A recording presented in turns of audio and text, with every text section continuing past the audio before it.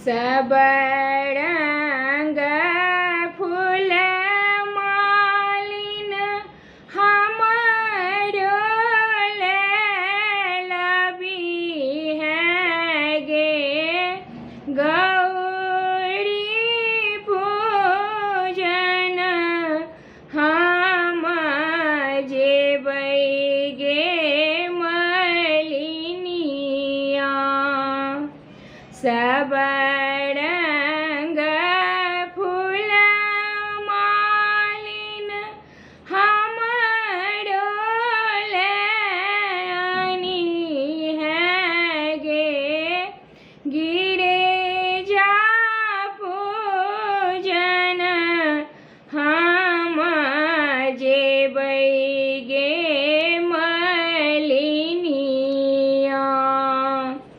बेली फूल आनी है चमेली फूल आनी है गे आनी है अड़हुल लाल लाल गे मलिनिया।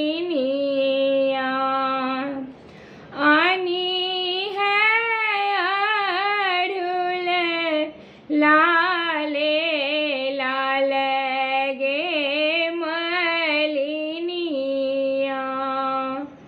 सब रंग फल मालिन हमरो लानी है गे गौरी पूजन हम जेबै गे मलिनिया।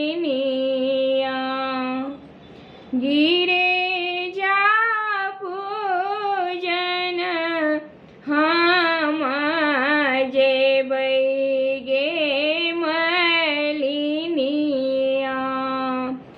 नारियल आनी है नारंगी फल आनी है तू आनी है अनार लाल लाल गे मलिनिया।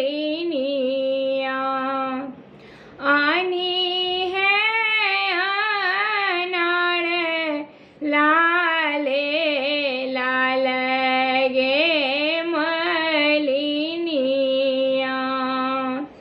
सब रंग सिंदूर मालिन हमरो लानी है गे गौरी पूजन हम जेबै गे मलिनिया।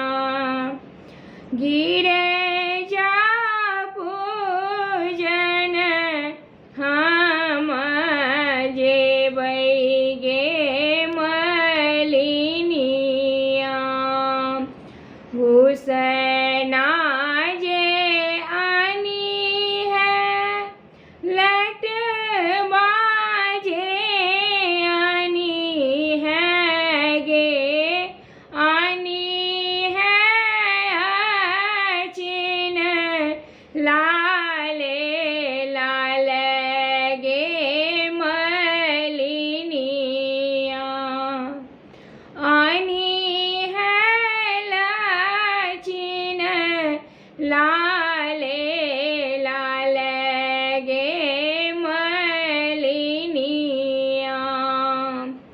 गौरी जे पूजी अभय बड़ मांगल देती गौरी अचल सो हाग गे मलिनिया। देती गौरी अचल आही बात गे